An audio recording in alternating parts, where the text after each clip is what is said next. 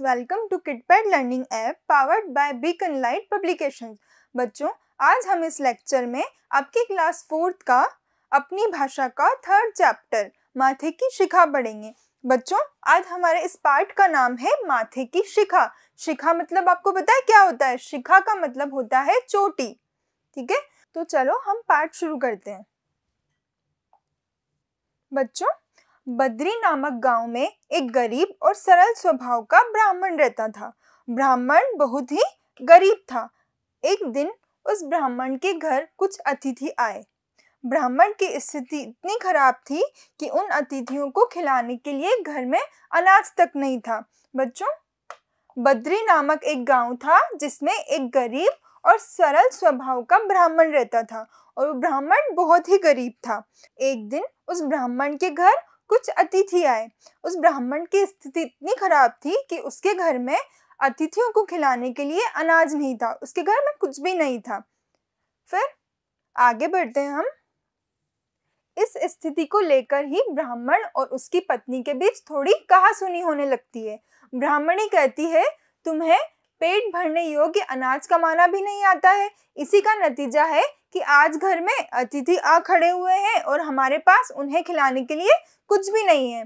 ब्राह्मण को अपनी पत्नी की बात सुनकर बहुत बुरा लगा, लेकिन वह थोड़ी देर शांत रहा और सोचते हुए अपनी पत्नी से बोला, कल मकर संक्रांति है, मैं कल भिक्षा लेने के लिए दूसरे गांव जाऊंगा। वहां एक ब्राह्मण ने मुझे आमंत्रित किया है। वह सूर्य देव की तृप्ति के लिए कुछ दान देना चाहता है।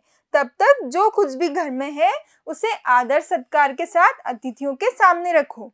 ब्राह्मण की पत्नी ने ब्राह्मण को बोला कि आज हमारे घर में अतिथि आए हुए हैं और हमारे पास खिलाने के लिए कुछ भी नहीं है। तो ब्राह्मण को बहुत बुरा लगा। तो ब्राह्मण कहता है कि कल मकर संक्रांति है और मैं पास के गांव में भिक्षा लेने के लिए जाऊंगा। वहां पर मुझे एक ब्राह्मण ने आमंत्रित किया है। सूर्य देव की तृप्ति के लिए वह कुछ दान देना चाहता है। तब तक जो कुछ भी घर में है उसी से अतिथि का आदर सत्कार करो। फिर क्या होता है आगे? ब्राह्मण की यह बात सुनकर ब्राह्मणी गुस्से से भड़क उठती है और कहती है, आपकी पत्नी होकर मैंने कभी सुख का आभास तक नहीं किया है। ना कभी खाने को मेवा मिष्ठान मिला, ना ही ढंग के वस्त्र और आभूषण। और आज जब बात अतिथियों की आ रही है तो आप कह रहे हैं कि जो भी घर में पड़ा है वह अतिथियों के समक्ष रख दूं। आपको नहीं पता घर में एक मुट्ठी भी राशन नहीं है और जब कुछ है ही नहीं तो मैं उनके सामने क्या रख दूं? पड़े हैं तो बस एक मुट्ठी तिल, तो क्या अतिथियों को मैं सूखे तिल खिलाऊंगी? ब्राह्मण की पत्नी क्या बोलती है ब्राह्मण को? उसको ब्राह्मण की बात सुनकर बहुत गुस्सा आता है। वो कहती है कि आपकी पत्नी होकर मुझे कभी कोई सुख नहीं मिला और जब आज अतिथि आए हैं तब भी हमारे घर में उनको खिलाने के लिए कुछ नहीं है और आप कह रहे हो कि जो भी घर में पड़ा हो वो उनके समक्ष रख दो। तो पत्नी क्या बोलती है कि हमारे घर में तो सिर्फ एक मुट्ठी तिल ही है। फिर आगे क्या होता है? पत्नी की यह बात सुन ब्राह्मण मन ही मन हंसते हुए कहता है, ब्राह्मणी, तुम्हें ऐसा बिल्कुल भी नहीं कहना चाहिए, क्योंकि इच्छा के अनुसार किसी भी मनुष्य को धन की प्राप्ति कभी नहीं होती है। क्या बोलता है ब्राह्मण कि ब्राह्मणी, तुम्हें ऐसा नहीं कहना चाहिए, क्योंकि इच्छा के अनुसार कभी भी किसी को धन नहीं मिलता है। फिर क्या होता है? तो बच्चों, ब्राह्मण कहता है, लोभी मन उस सागर जैसा है जिसमें जितना जल डालो कभी भरता नहीं। ठीक उसी तरह जरूरी नहीं कि अतिथियों का पेट 10 प्रकार के व्यंजन से ही भरा जाए। जरूरी है तो पेट भरना, और पेट भरने योग्य अनाज तो मैं ले ही आता हूँ। अधिक धन की चाहत अच्छी नहीं, ऐसी इच्छा का तुम्हें त्याग कर देना चाहिए। अधिक धन की इच्छा के चक्कर में मनुष्य के माथे पर शिखा बन जाती है। ब्राह्मणी इस बार अपने कटाक्ष शब्दों का प्रयोग न करते हुए और माथे पर शिखा वाली बात सुन बड़े ही आश्चर्य से ब्राह्मण से पूछती है कि अधिक धन की इच्छा में माथे पर शिखा हो जाती है, मैं कुछ समझी नहीं। तो बच्चों, ब्राह्मण क्या कहता है कि लोभी मन उस सागर जैसा है जिसमें जितना जल डालो कभी भरता नहीं है। बच्चों, इसका मतलब क्या है? इसका मतलब है कि कोई अगर लोभी है तो उसके पास कितना ही धन आ जाए उसका मन कभी नहीं भरता, वो कभी भी संतुष्ट नहीं होता है। तो ब्राह्मण क्या कहता है कि अधिक धन की इच्छा रखना अच्छी बात नहीं है, ऐसी इच्छा का तुम्हें त्याग कर देना चाहिए। कि अधिक धन की इच्छा में माथे पर शिखा हो जाती है, इसका क्या अर्थ है? तो ब्राह्मण कहता है,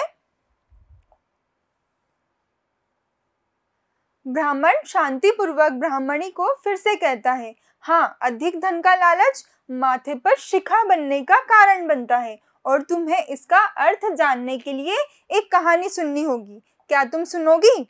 ब्राह्मण क्या बोलता है कि अधिक धन के लालच में माथे पर शिखा बन जाती है, इसके लिए तुम्हें एक कहानी सुननी होगी। तो ब्राह्मण पूछता है, क्या तुम कहानी सुनोगी? तो ब्राह्मणी बोलती है, हाँ हाँ, आप कहानी की शुरुआत करो। बच्चों, ब्राह्मण एक कहानी सुनाता है। उसमें एक दिन एक शिकारी जंगल में शिकार की खोज कर रहा था। जंगल में कुछ दूर आगे बढ़ने पर शिकारी को एक काले रंग का पहाड़ जैसा विशाल, मतलब बहुत बड़ा सूअर दिखाई देता है। सूअर को देखते ही शिकारी अपना धनुष उठा लेता है और कमान खींचते हुए सूअर पर निशाना लगा देता है। कमान से निकला हुआ तीर तीव्र गति से सूअर को घायल कर देता है। शिकारी क्या देखता है? एक बहुत ही विशाल, बहुत बड़ा सूअर देखता है और उसको देखते ही वो अपने धनुष में से कमान निकाल लेता है और कमान खींचते हुए वह सूअर पर निशाना लगा देता है। तो सूअर के तीर लग जाता है और वह घायल हो जाता है। फिर तीव्र गति से सूअर को घायल कर देता है। घायल होने पर सूअर चिंघाड़ता हुआ शिकारी पर पलटवार कर देता है। पलटवार मतलब सूअर शिकारी पर ही वार कर देता है। सूअर के तीखे दांतों से शिकारी का पेट फट जाता है। सूअर के तीखे तीखे दांतों से शिकारी का पेट फट जाता है। इस तरह शिकार और शिकारी दोनों का ही अंत हो जाता है और इस तरह क्या होता है? शिकार भी मर जाता है और शिकारी भी मर जाता है। इसी बीच खाने की तलाश में भटकता हुआ एक भूखा गीदड़ वहां से गुजरता है। एक भूखा गीदड़ वहां से गुजरता है जहां शिकारी और सूअर का शव पड़ा हुआ था। बिना मेहनत इतना सारा भोजन देख गीदड़ मन ही मन बहुत खुश होता है और सोचता है कि आज तो ईश्वर की बड़ी कृपा है जो इतना अच्छा और अधिक भोजन एक साथ मुझे मिला है। मैं इसे धीरे धीरे और आराम से खाऊंगा ताकि लंबे समय तक मैं इसे उपयोग में ला सकूं। बच्चों, वहां पर क्या आता है? एक भूखा गीदड़ आता है और वह शिकारी और सूअर का शव देखकर सोचता है कि अरे वाह, आज तो ईश्वर की बड़ी कृपा है, मुझे इतना सारा और इतना अच्छा अधिक भोजन बिना मेहनत के ही मिल गया। मैं इसे बहुत लंबे समय तक खाऊंगा और धीरे धीरे खाऊंगा। फिर क्या होता है? इस तरह मैं इस भोजन के साथ लंबे समय तक अपनी भूख को शांत रख पाऊंगा। इन सभी बातों पर विचार करते हुए गीदड़ सबसे पहले छोटी छोटी चीजों को खाना शुरू करता है। तभी उसे शिकारी के मृत शरीर के पास धनुष पड़ा दिखता है। गिद्दड़ के मन में पहले उसे ही खाने का विचार आता है और वह धनुष पर चढ़ी डोर को चबाने लगता है। बच्चों, गीदड़ ने क्या किया? उसने सोचा कि पहले मैं छोटी छोटी चीजें खाता हूँ, लेकिन उसे शिकारी के मृत शरीर के पास एक क्या दिखता है? उसका धनुष। तो वह सोचता है कि पहले मैं इसे खा लेता हूँ। तो जैसे ही वह धनुष पर चढ़ी डोर को चबाने लगता है, गीदड़ के चबाने से धनुष पर चढ़ी डोर टूट जाती है और डोर के टूटने से धनुष का एक सिरा वेग के साथ गीदड़ के माथे को भेदता हुआ ऊपर निकल जाता है। गीदड़ के माथे को भेदकर धनुष का जो सिरा गीदड़ के सिर पर निकल आता है, वह ऐसा प्रतीत होता है मानो गीदड़ के माथे पर शिखा निकल आई हो।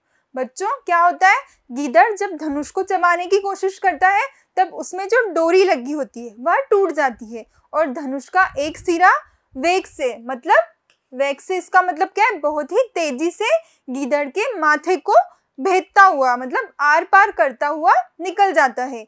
गीदड़ के माथे को भेदकर धनुष का जो सिरा गीदड़ के सिर पर निकलता है, वह ऐसा लगता है मानो, ऐसा प्रतीत होता है मानो गीदड़ के माथे पर शिखा निकल आई हो।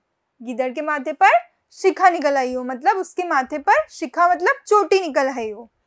घायल होने के कारण कुछ देर बाद गीदड़ की भी मौत हो जाती है। इस तरह लालच के लोभी तीनों की मौत हो जाती है और इस तरह क्या होता है? लालच के लोभी तीनों की ही मौत हो जाती है, मतलब शिकारी, सूअर और गीदड़ की तीनों मर जाते हैं। कहानी का अंत करते हुए ब्राह्मण कहता है, ब्राह्मणी, इसीलिए मैं कहता हूँ कि जरूरत से अधिक लोभ से माथे पर शिखा आ जाती है। तो बच्चों, ब्राह्मण ब्राह्मणी को समझाता है कि अगर जरूरत से ज्यादा लोभ करोगे तो माथे पर शिखा आ जाती है। यह कथा सुनने के बाद ब्राह्मणी समझ जाती है और वह ब्राह्मण से कहती है कि ठीक है, अगर ऐसी ही बात है तो मैं हमारे घर में जो भी एक मुट्ठी तिल है मैं उन्हीं से अतिथियों को भोजन करा दूंगी, उन्हें खिला दूंगी। यह बात सुनकर ब्राह्मण संतुष्ट हो जाता है और भिक्षा मांगने निकल जाता है। बच्चों, अब आगे पढ़ते हैं। वहीं ब्राह्मणी भी घर में पड़े तिल को धूप में सुखाने के लिए फैला देती है। तभी कहीं से एक बिल्ली आ जाती है और उन साफ तिलों को गंदा कर देती है, जिससे सभी तिल खराब हो जाते हैं। तिल के खराब हो जाने पर ब्राह्मणी काफी परेशान हो जाती है और सोचती है यही तो तिल थे जिन्हें पकाकर मैं अतिथियों को खिला सकती थी, अब मैं क्या करूं? काफी देर से सोचने के बाद ब्राह्मणी को एक तरीका सूझा। उसने सोचा कि अगर वह गंदे तिलों के बदले साफ तिल देने की बात कहेगी तो कोई भी आसानी से मान जाएगा, साथ ही किसी को भी इन तिलों के खराब होने की बात पता नहीं चलेगी। इस विचार के साथ वह उन तिलों को लेकर घर घर घूमने लगी। जो ब्राह्मणी क्या करती है, जो उसके पास तिल थे वो उनको धूप में सुखा देती है, लेकिन वहां पर एक बिल्ली आ जाती है और वह सारे तिल को गंदा कर देती है।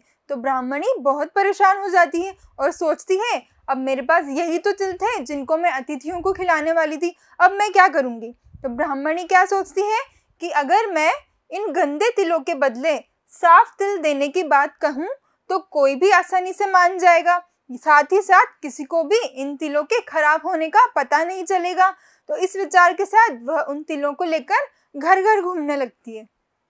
फिर आगे ब्राह्मणी की यह बात सुनकर एक महिला वह तिल लेने के लिए तैयार हो गई, लेकिन उस महिला का पुत्र अर्थशास्त्र पढ़ा हुआ था।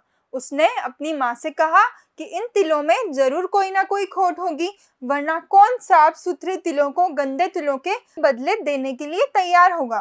पुत्र की यह बात सुनकर महिला ने ब्राह्मणी के तिलों को लेने से मना कर दिया और ब्राह्मणी मुंह लटकाए वहां से निकल जाती है और ब्राह्मण द्वारा लाई गई भिक्षा से ही अतिथियों को भोजन कराती है। लेकिन क्या हुआ, जब एक महिला तैयार होती है तिल लेने के लिए तो उसका जो पुत्र था वो बोलता है, अपनी माँ से कहता है इन तिलों में जरूर कोई खराबी होगी, वरना कौन साफ सुथरे तिलों से गंदे तिलों को बदलने के लिए कहेगा। तो पुत्र की यह बात सुनकर महिला ने ब्राह्मणी के तिलों को लेने से मना कर दिया और ब्राह्मणी परेशान हो गई और मुंह लटकाकर घर आ गई। फिर ब्राह्मण द्वारा लाई गई भिक्षा से ही उसने अतिथियों को भोजन कराया। तो बच्चों, हमें इस कहानी से क्या शिक्षा मिलती है? हमें इस कहानी से शिक्षा मिलती है कि हमें कभी भी अधिक धन का लालच नहीं करना चाहिए, कभी भी हमें लोभी और लालची नहीं बनना चाहिए। हमारे पास जितना है हमें उसी में संतुष्ट रहना चाहिए और ईश्वर ने जो हमें दिया है उसी में हमें उसका धन्यवाद करना चाहिए। ठीक है, तो यहाँ पर ये कहानी पूरी होती है। अब हम नेक्स्ट लेक्चर में अगला पार्ट पढ़ेंगे। ठीक है, थैंक यू।